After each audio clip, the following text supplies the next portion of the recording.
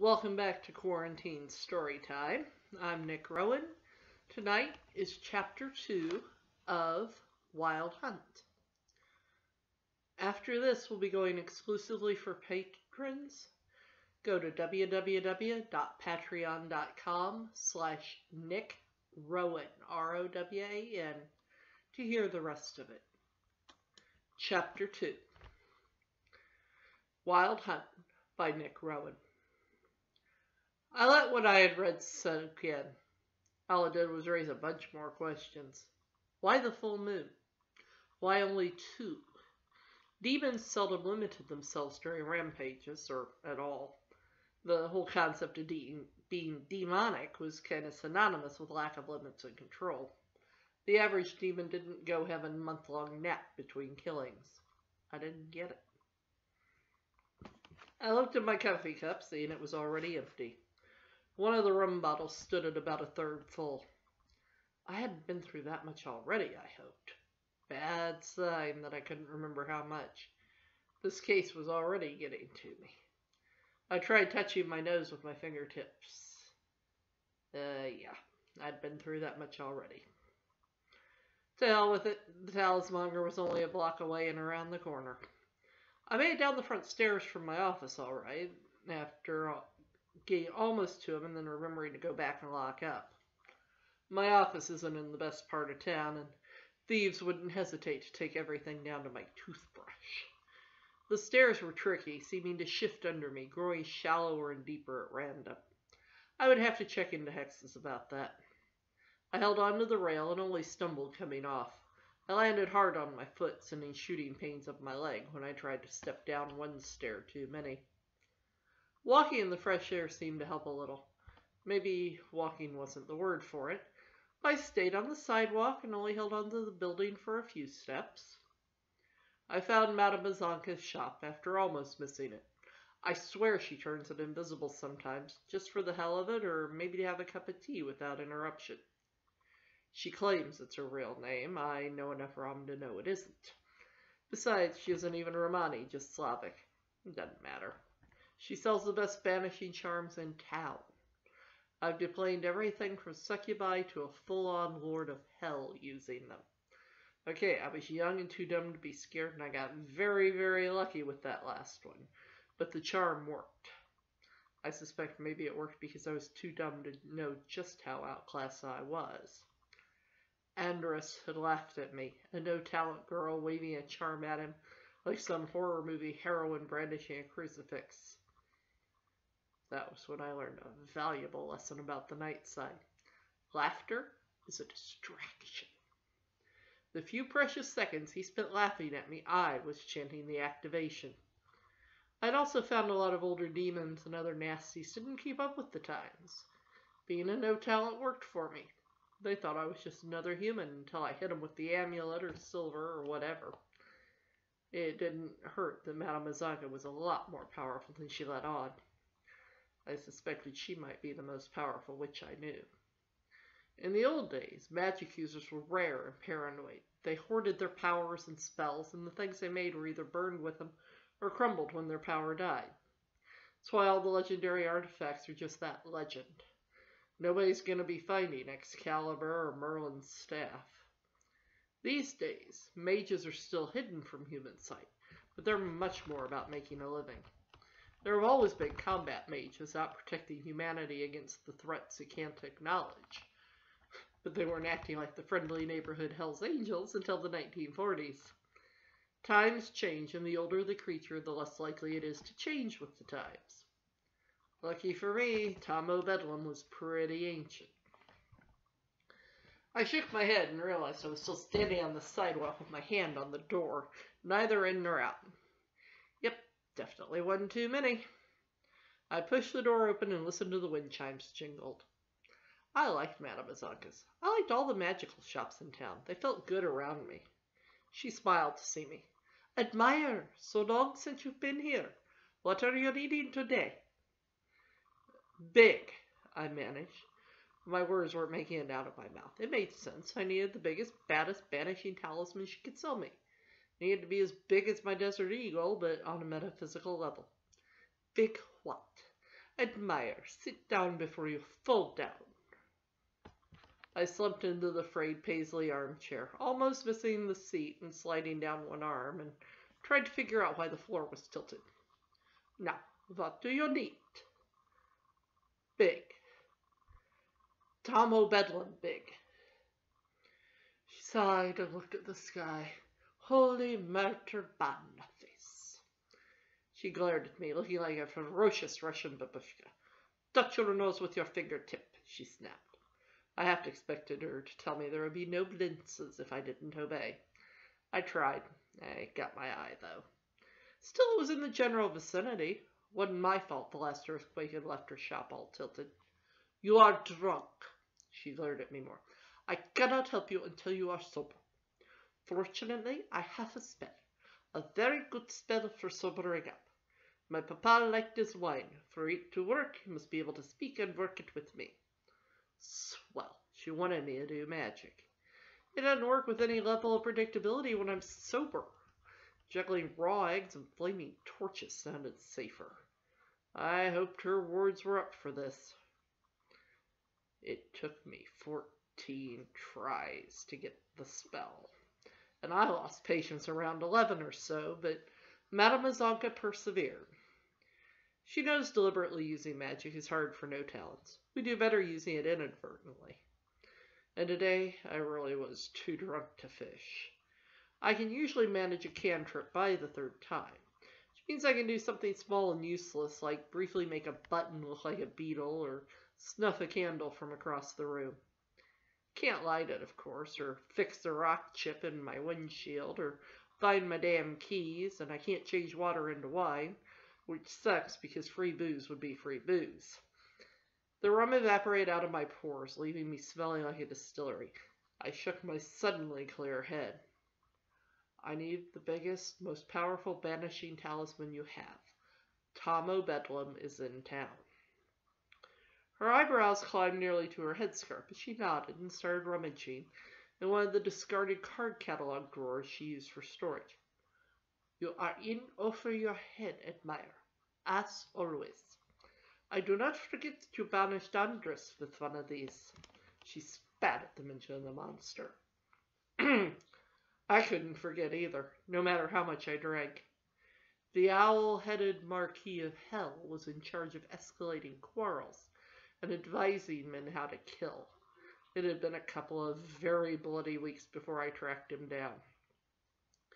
If I had known then what I know now, I wouldn't even have gone up against him. I'd have waited for the local combat mage unit, the Delta Bluesmen, instead. I made a mental note to text DeMarco, president of the Bluesmen, when I got home. But I had gone in against Andrus with nothing more than a Chuckalissa banishing totem, and I had deployed him.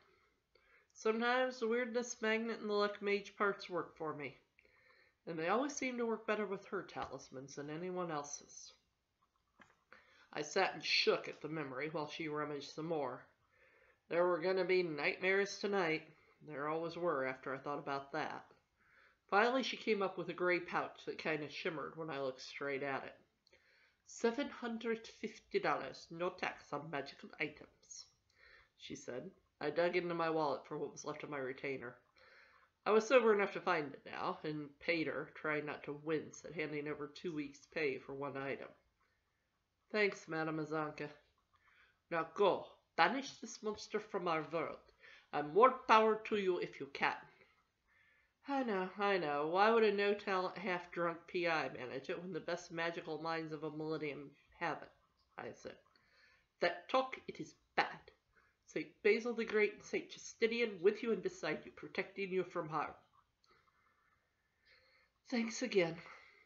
A witch's blessing is never a thing to be taken lightly, even if you don't believe in her saints. I left the little shop, the talisman in my pocket, cheering me considerably. I could get rid of Tom. Now I just had to find him. I walked, the hard concrete under my feet soothing, as I pondered where to find a mad demon in Memphis. This was going to take more intel than I had. I walked carefully through the darkening streets, Desert Eagle in its holster, and silver chain around my throat. I nipped into the Mexican grocery and bought a 6-pack of cola. the stuff in glass bottles made with real sugar cane. A few blocks from my place, I stooped down and knocked at a boarded window. "Password!" a little voice squeaked. "It's your pusher. I have the cokes." The main door swung into blackness. I stepped inside, the soda in one hand, the other ready for treachery. I never underestimate the pixie penchant for pranks. Most were harmless, but some turned deadly, and even showing up with a bribe was no guarantee of safe conduct. Just improved the odds. "DJ!" Mag fluttered up to me, his black wings supporting his fashion doll-sized body. "You got the dope?" I held up the soda. "I have a job. Usual retainer." "Your usual retainer's a pound of candy and a 12-pack a week, too, on assignment weeks." And it's been arriving, hasn't it? I'd entrusted my cousin Jinx with the courier work. He was a pro, and I knew the goodies had been making it to the pixie lair. I followed Mag and his people into the gloom, lit only by tiny birthday candles. Smells like it. The place smells like a candy factory. Pixies are sugar junkies. They crave the stuff, but they can't hold it. I didn't hook it on them. I just feed the addiction. In return, they're my eyes and ears on the street and elsewhere. Although there are a dozen pixie gangs in Memphis, I only work with Mag and his spiders. I may be cheap, but I am loyal. Mag took a long drink of the pop when I poured it into a communal bowl for the whole gang. He hiccuped and fluttered over to stand on my hand. "What's the job, beautiful?" Silly pixie. Mag might like bigger girls, but I'm 6 times his size. "I need you to keep an eye out for any suspicious Fae activity and for Tomo Bedlam. I'm trying to find him before the next full moon. He's killing human children." "Ooh. Fae are bad news, DJ. Real bad news, yeah. They kill. They steal children. They spoil human lives. Yeah. Not our sort." I just need to know if the annual hunt is on. Local Fae always do a wild hunt around Halloween. And I need to know who is leading it in the quarry. Usual rates for the assignment. Triple bonus pay if you find all the intel for me. Yeah, we do all the wing work. You get all the glory." A violet-haired female with a black widow pattern dyed into her wings flitted over and tucked her arm into Meg's. "Magnolia precious, let the human bitch sort her own sugar. Come on." She tugged him a little. "Mating flight?" Meg shrugged her off. "Later, Lily." "But I like sex when I'm high," she whined, bending forward a little so Meg could get a good look as she adjusted her cleavage. She gave me a glare that could freeze vodka when he shook her off his arm. I kept an eye on her. That dyed hourglass meant she had killed something. Might be a mouse, might be a person. Better not to take chances. "Business, so you can stay high." Meg turned back to me. "We'll find what you want for you, yeah." He looked around at where his people were starting to go on mating flights in 2s and 3s. "Better go. Pixies get touchy about humans watching their fun. Lily's bad about Elflox when she's pissy. Plays hell with the preschoolers in the neighborhood when she gets on a tear, leaving tangles and snarls everywhere. Whole lot's tender-headed. She loves to listen to him howl at combing time. I'll square it with her." Gave me a longing look. "I wish you and me." It was past time to go. I set him off my knee, not really caring what bizarre fantasy I had just heard. "Thanks, Meg. Let me know when you have something." Smiled to let me know he hadn't taken it personally. "Can't blame a guy for trying. Your ace is beautiful. Keep the sugar coming and we'll find anything you need." I escaped the hideout and made my way street side. I caught the trolley downtown. It was Chet's night on. I liked the little werewolf. He never gave me static about the silver necklace. "Hey, Ms. Admire." "Evening, Chet. You on a case?" "Yep. Bad news is in town, and I need info. If you find out anything about Faye or Tomo Bedlam, give me a call. You still got my card?" His eyes went big. Chet has 3 pups and a 4th on the way. Due on Christmas Day, of course. His wife is full-blood Rom, and the wolf runs strong in both their families. "You're working the kid murders, aren't you?" "Did the whole Nightside figure it out before I got my soggy brain around it?" Chet just shrugged. "Parents know. We're keeping our babies safe. They're sleeping at my folks' Mississippi place down in Jackson. 200 miles out ought to be enough. He looked wistful. We miss 'em, but they're safe. So far, it's only human, but you never know. Our kids look human most of the month. Good man. Call if you hear. I got off the trolley downtown and continued my rounds. Nobody had seen anything at the Abyss, but that place never did. Rough bars weren't Tom's kind of place. Nymphonia had Hell's a Pop and hadn't even heard about the murders. Then again, succubi strippers couldn't care less about human children. I head up the carriage tour drivers, concentrate on the Nightsiders. Chet's throat cousin Joe promised to keep his eyes and ears and nose open. There was one girl, Danu She, who usually drove a fairy tale coach with a unicorn in the traces. I looked all over for her and finally asked my lycanthropic friend. Hadn't been around for about a month. We're all doing better, but I miss seeing her, you know? Damn it. I stare at the sidewalk for a bit. You know where the She congregate around here? I was hoping not to have to drive out to Loosahatchee.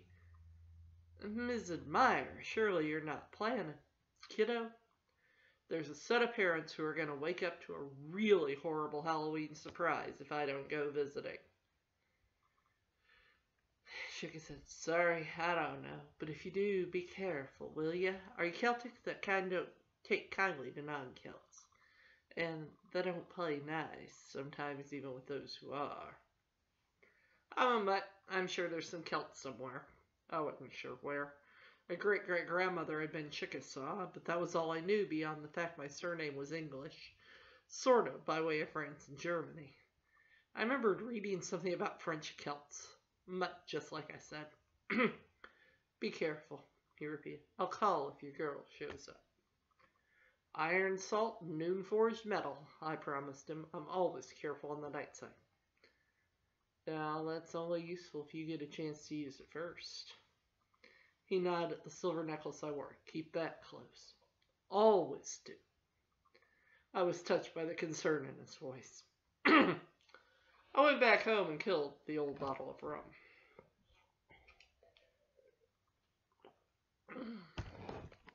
Faye. It would have to be goddamn Faye.